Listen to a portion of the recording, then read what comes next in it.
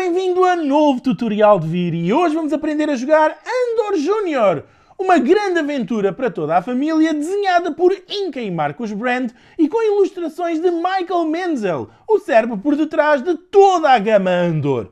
Este é um jogo cooperativo onde vais ter que ajudar a Mãe Loba a encontrar os 3 lobinhos. Estás pronto para isso?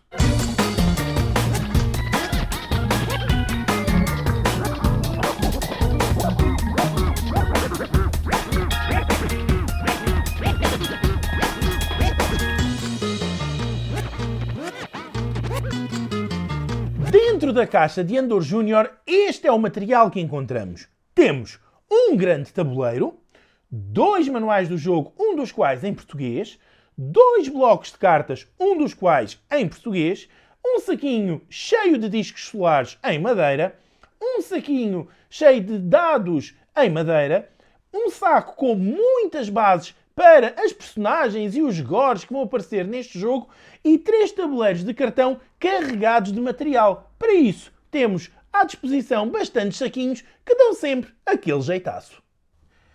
Vamos agora conhecer melhor os componentes deste Andor Júnior.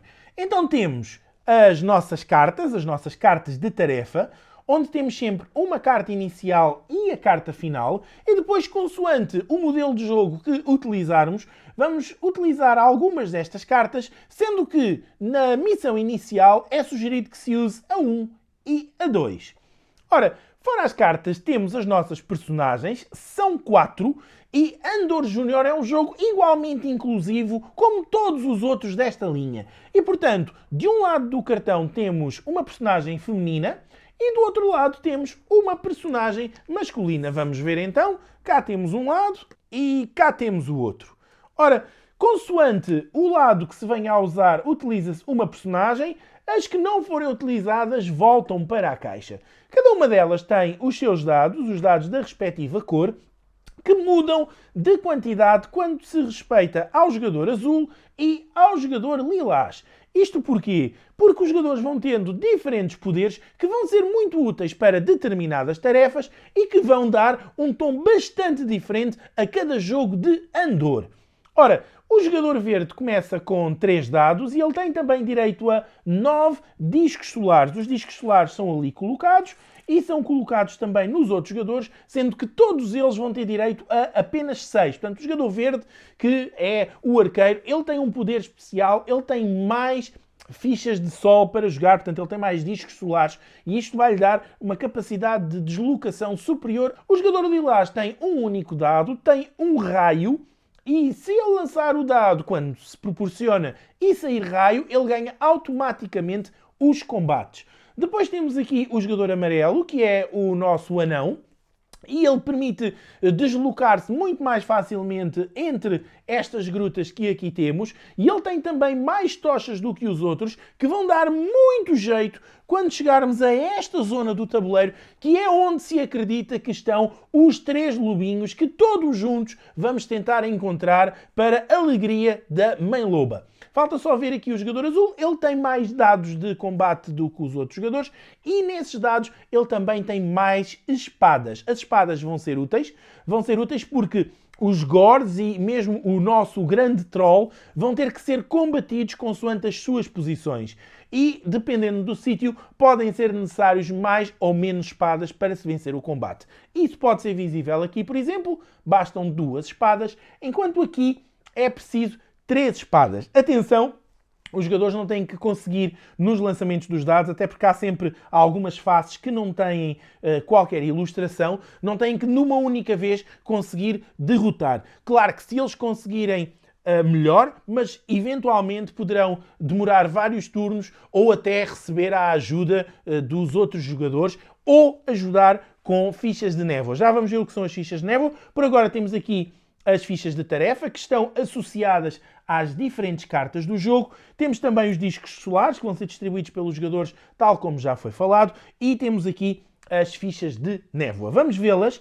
Portanto, estas têm muitos gore e um número por baixo. Cada vez que for revelada uma destas fichas, elas vão estar por aqui separadas aleatoriamente e ocultas no nosso tabuleiro, é necessário colocar um gore em jogo. Onde é que vai entrar esse Gore? Vai entrar na posição com o número que a ficha indicar, mas atenção, se essa posição já estiver ocupada por outro Gore, o que vai acontecer é que ele vai automaticamente para o espaço à frente. E por isso temos todos os nossos passos assinalados com um número. Temos aqui o 8, o 7, o 6, o 5 e por aí afora, até ao 0, que é o nosso castelo. Atenção, o nosso castelo é a alma do jogo, mas o objetivo é encontrar os 3 lobinhos. Vamos ver as outras fichas de névoa. Temos aqui umas lanternas, elas ajudam-nos porque cada vez que revelarmos uma, vamos poder olhar secretamente 2 outras fichas no tabuleiro e depois voltamos a virar. Portanto, isto vai nos ajudar, por exemplo, a sabermos onde é que estão os Gore e a não lá irmos. Depois temos fichas de névoa que nos proporcionam dinheiro. O dinheiro vai ser muito útil porque, chegando a esta casa, nós vamos poder comprar tochas que nos vão ajudar, por sua vez, do outro lado do rio, onde vamos ter que procurar os lobinhos. Temos também espadas, as tais que falei antes, que nos podem ajudar nos diferentes combates.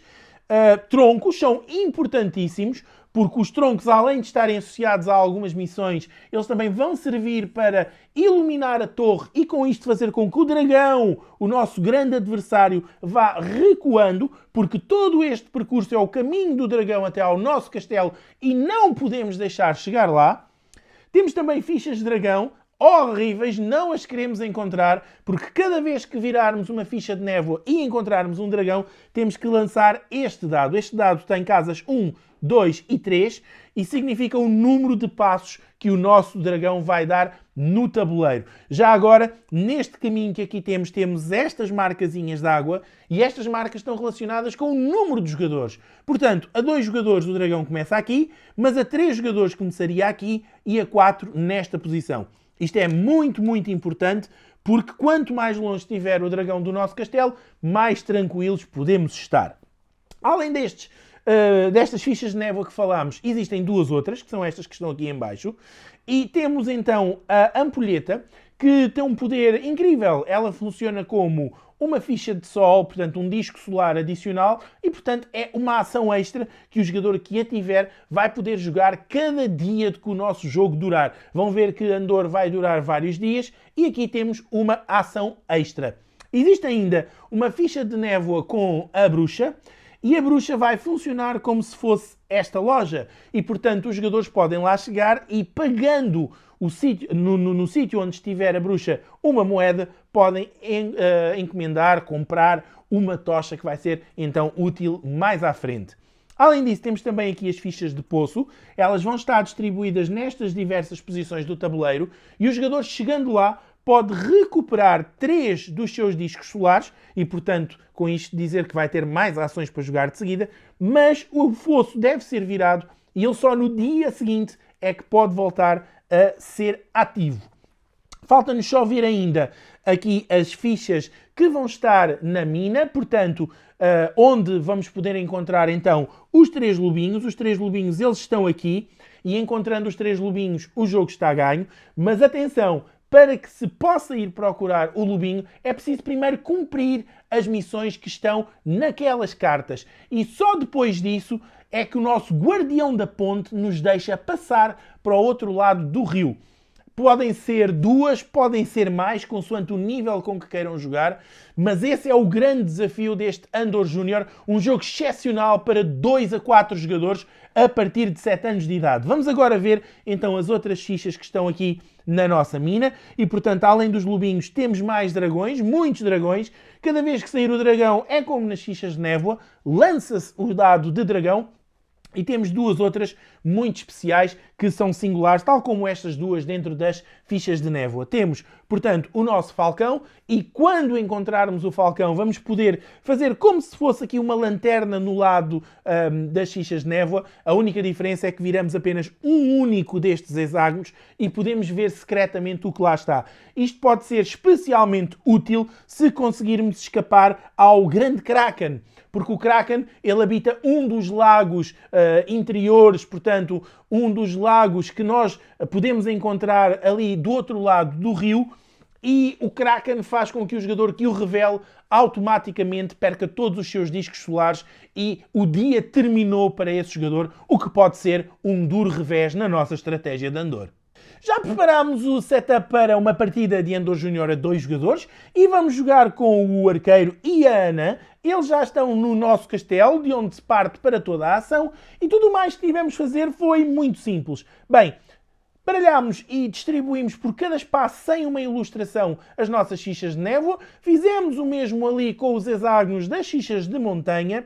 E além disso colocámos os poços no seu lado ativo. Tudo mais está relacionado com as cartas tarefa da missão 1 e 2, as que escolhemos para o nosso jogo inicial, tal como sugerido no manual das regras. Isto não quer dizer que esta missão tenha que ser feita antes desta, elas podem ser cumpridas em qualquer ordem e tudo o que precisamos é dispor estas 4 cartas, começando com a inicial e terminando na final, junto ao nosso tabuleiro. As cartas vão-nos dar uma pequena narrativa que nos vai ajudar a jogar e através da narrativa da 1 e da 2 sabemos que estas plantas lupino, vão ser baralhadas e depois vão ser distribuídas uma em cada uma destas moitas que temos aqui no nosso tabuleiro e a missão que os jogadores têm é que um deles, para poder passar qualquer jogador para o outro lado do rio, portanto para chegar à montanha, nós temos que um dos dois ter 2 fichas iguais de planta lupino. E isto significa que fica feita a carta de tarefa número 1 e, portanto, que já podemos partir um pouco mais longe à procura dos nossos lubinhos. Quanto à carta número 2, está relacionada com o falcão.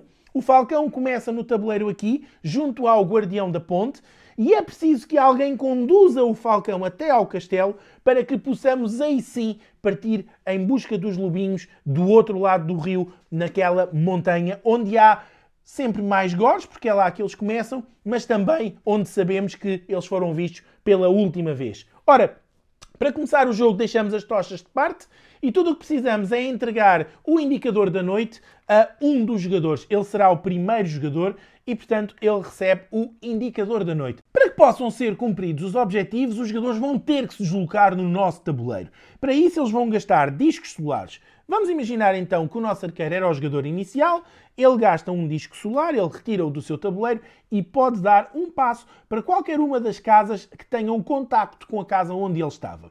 Neste momento ele tem uma decisão a tomar.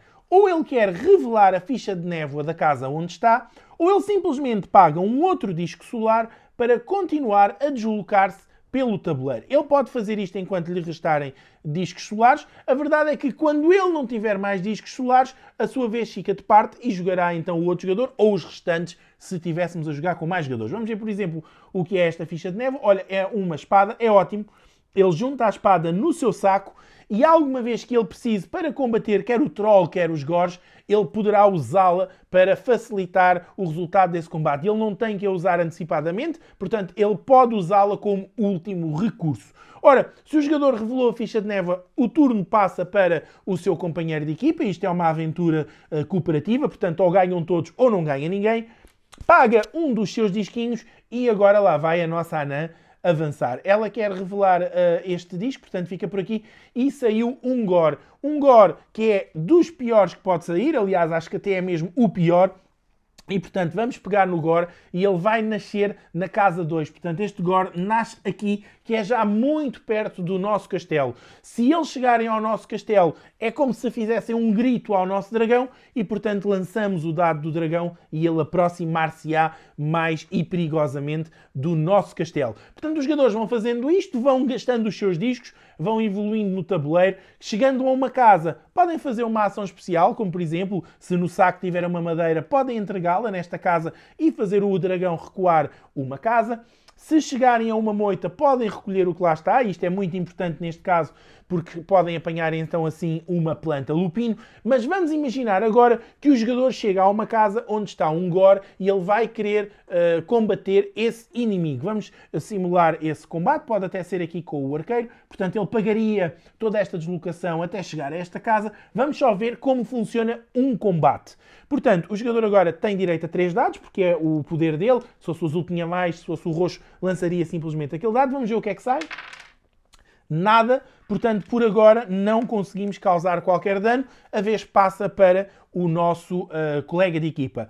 Entretanto, pagamos um outro disco, podemos até sair de lá e desistir de o combater, mas pagamos outro disco e vamos voltar a tentar a nossa sorte. Saiu-nos uma tocha e nada de espadas, portanto voltámos a não conseguir. O nosso arqueiro não está com muito boa pontaria. Joga o outro jogador, vamos simular que ele chega aqui e entretanto já recolheu uma destas fichas de planta lupino. Ele precisa de uma outra igual e isto depois...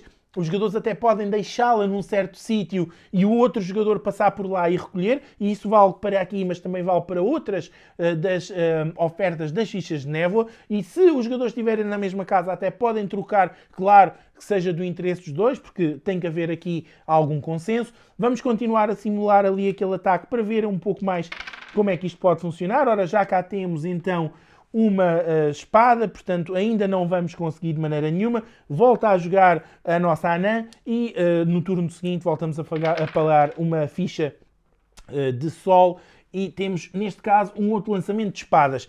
Para não continuarmos a gastar os nossos discos solares e podermos fazer outras coisas pelo tabuleiro, nós agora sim gastaríamos então esta ficha de névoa, onde com sorte nos saiu umas espadas, e este Gore era considerado derrotado, ele saía do jogo e, portanto, os dados voltavam à disponibilidade.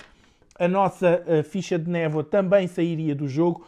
E o nosso arqueiro, coitado, que tanto lutou para conseguir derrotar este adversário, ele agora sim fica por ali, mas no turno seguinte já não tem necessidade e pode partir para outras aventuras. O mesmo tipo de situação, imaginando mais à frente no jogo, acontece ali na montanha. Portanto, o jogador, para poder revelar alguma dos hexágonos nas casas onde ele está, o jogador também tem que lançar os seus dados e é necessário que saia pelo menos uma tocha para que o jogador possa então ver o que é que está num hexágono da casa onde ele estiver. Claro que para deslocar continuam sempre a pagar discos solares e por aí afora até ao momento em que os jogadores encontram os 3 lobinhos ou, e esperemos que não aconteça, o dragão chegue adentro do nosso castelo. Agora vamos ver o que é que acontece quando acaba um dos dias no nosso andor. Quando acaba um dos dias é o primeiro jogador a ficar sem discos que recebe o nosso indicador de noite. E o nosso indicador de noite dá-nos um resumo de tudo o que acontece na transição de um dia para o outro. Ora, vamos então ver. Portanto, lança-se o dado de dragão e ele vai avançar tantas casas quanto o número de pintas que saiam nesse dado. Os nossos adversários circulam pelo tabuleiro. Entra um novo adversário no tabuleiro de jogo, sempre na casa mais atrás. E atenção que a 2 jogadores começámos com 2, mas a 3 seriam 3 e a 4 seriam 4. Portanto, eles andariam ainda mais pelo tabuleiro. Depois é preciso reativar os poços de onde se tenha vindo a recolher discos solares. Todos os dados que estiverem no tabuleiro voltam à provisão do jogador, ou seja, não há continuidade de combate de um para outro dia, se bem que, atenção, mesmo que um jogador já não tenha mais força, já não tenha mais discos solares, outro jogador pode ir lá e juntar os seus próprios dados e a soma dos vários jogadores serve para derrotar esse adversário. E os discos solares voltam todos à previsão do jogador, o que incluiria, se fosse o caso, a ampulheta que está aqui oculta numa destas fichas de névoa. Chegam grandes notícias de Andor. A nossa anã conseguiu encontrar 2 plantas lupino iguais, enquanto o nosso arqueiro conseguiu trazer o falcão até ao nosso castelo. O guardião da ponte ficou contente, deixou-nos chegar às montanhas, onde a nossa anã já encontrou os 3 lobinhos. A mãe loba dá pulso contente e, portanto, as nossas missões estão concluídas. Acabámos de vencer o nosso primeiro jogo de Andor Júnior. Nas partidas seguintes, a sugestão é que sejam usadas as cartas-tarefa 3 e 4, depois a 5, 6, 7 e, finalmente, na quarta partida, a 8, 9, 10. Depois disto, o céu é o limite e, portanto, todas as cartas podem ser baralhadas e, consoante o nível de dificuldade, podem fazer a combinação que bem desejarem. Foi novo tutorial de vir. Agora já sabe jogar Andor Júnior, uma inesquecível aventura cooperativa para toda a família. Esperamos que tenhas gostado. Se foi o caso, deixa o teu like, comenta, partilha este vídeo, subscreve o canal para não perderes os próximos conteúdos. Eles vão te chegar, mas até lá, boas jogatanas para ti!